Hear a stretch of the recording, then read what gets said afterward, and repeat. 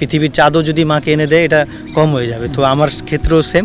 আমি জানি না আমি তার জন্য কতটুকু করতে পারবো, বাট আমার কাছে মনে হয় আমার সাধ্যমতো আমি যতটুকু পারি আমি তার জন্য করে যাবো ইনশাল্লাহ।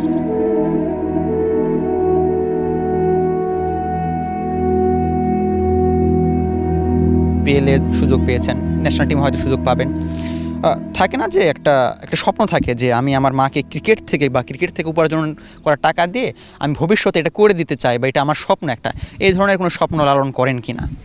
অবশ্যই স্বপ্ন তো সবসময় সবার মানুষ হিসাবে মানুষ স্বপ্নেই বাঁচে। তো আমারও আমি যেহেতু মানুষ, আমারও স্বপ্ন আছে আমার মায়ের প্রতি। সব আমি এখনই বলতে চাই না যে আমি কি করে দিতে চাই, বাট অ্যাট দ্য মোমেন্ট ইনশাল্লাহ সামনে দেখা যাবে আমি তার জন্য কতটুকু করতে পারি। আমার কাছে মনে হয় যে তাকে যদি এটা সকল ছেলের ক্ষেত্রেই, পৃথিবীর চাঁদও যদি মাকে এনে দেয় এটা কম হয়ে যাবে। তো আমার ক্ষেত্রেও সেম।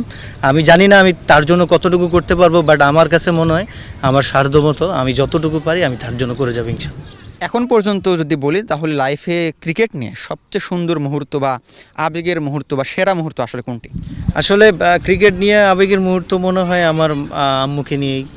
কারণ উনি খুব আশা করে বসে থাকেন সব সময় যে হয়তো বা এত কষ্ট করে আসছে বা এত কিছু করতেছে, এত কষ্ট করতেছে, বা উনি এত কষ্ট করছে লাইফে। তো আমার কাছে মনে হয় আমার অ্যাচিভমেন্টের থেকে আমি যতটা বেশি খুশি না হই, অনেক অনেক বেশি খুশি হয় আমার মা। তো আমার কাছে মনে হয় আমি কিছু অ্যাচিভ করতে পারলে বা আমি একটা ভালো জায়গায় খেলতে পারলে আমার মা খুব খুশি হয়। তো আমার কাছে ওটাই ভালো লাগার অনুভূতি যে আমি একটা ভালো জায়গায় অ্যাচিভ করতেছি, আমার মা খুব খুশি। আপনার মায়ের কথা আরেকটু যদি আসতে চাই, যেটা আমি এই ইন্টারভিউ শুরুতেও বলেছিলাম যে আপনি বেশি স্ট্রাগল করে এই জায়গায় এসেছেন। যখন ক্রিকেটে আপনি যাত্রাটা শুরু করলেন, আশেপাশে সব লোকজন জেনে গেল, জানতে পারলো আপনি আসলে ক্রিকেট ক্যারিয়ার হিসেবে বেছে নিতে চান, ওই সময় আসলে আপনি নিজে ছাড়াও আপনার মাকে আসলে কী ফেস করতে হয়েছিল সমাজ থেকে বা সোসাইটি থেকে? কোনো রকমের কোনো মানে থাকে না বাধা বা কটু কথা বা এনিথিং?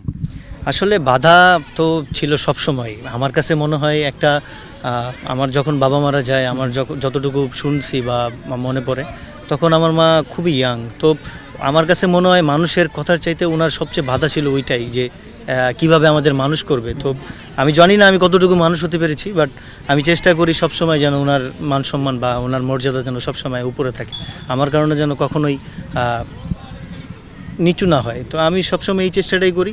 বাধা অবশ্যই ছিল, বাধা সবসময় থাকে, বাট আমার কাছে মনে হয় যে আমি একটা ছেলে আমার ফ্যামিলিতে, তো উনি সবসময় একটা ইনসিকিউর ফিল করতো যে আমি যদি একটা কিছু হোঁচট খাই বা আমি যদি একটা বাজে রাস্তায় চলে যাই বা বাজে একটা কিছু করে ফেলি, তাহলে হয়তো বা ব্যাক করাটা কষ্ট। তো ওই মোমেন্টে আমার কাছে মনে হয় যে বাধা সবচেয়ে বেশি এটাই যে ইনসিকিউর ফিল করা। বাট আমার কাছে মনে হয় আমার মা খুব শক্ত একটা মানুষ, মেন্টালি অনেক স্ট্রং একটা মানুষ। সো ওই ক্ষেত্রে উনি খুব মেন্টালি স্ট্রং ছিল ওই জায়গায়। একটা ইনসিকিউর ক্রিকেট খেলাটার পুরোটাই ইনসিকিউর। সো আমার কাছে মনে হয় উনি ওই জায়গা থেকে আমার প্রতি প্যাশন বা যেই ডেডিকেশন দেখিয়েছেন, এটা আমার কাছে খুবই আনন্দদায়ক।